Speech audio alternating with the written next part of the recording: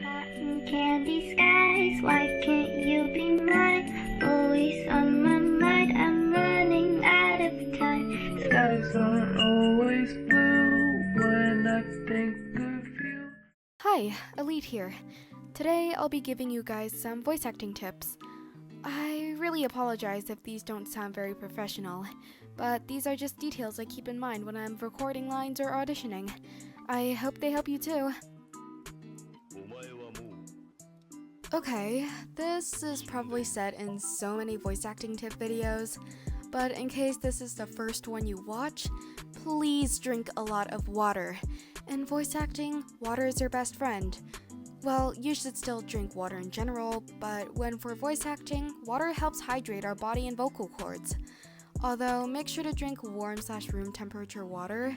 If the water is too hot or cold, it can irritate or restrict your vocal cords. Honestly, as a voice actor, you really shouldn't be hard on yourself if you don't get casted, nor should you be arrogant about it. Arrogance and confidence are two completely different things. If you don't get casted, maybe take it as a form of feedback and move on to improve.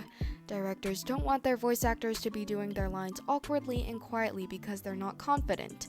So if you really think about it, degrading yourself isn't really gonna get you anywhere, right? Now, if you are a beginner voice actor, you might not have the money to pay for a nice setup. So I do recommend either recording under a blanket, in your closet, or just simply covering your wall with softer materials like blankets, towels, shirts, etc. This will help remove audio reflections bouncing off hard surfaces like your wall. As you can see, practice equals progress, not perfect, because there is always room to improve.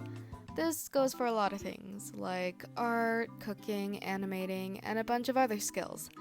Now, for voice acting, I'd recommend going on YouTube to look for some non-voice acted GLMMs or GCMMs to find dialogues to voice.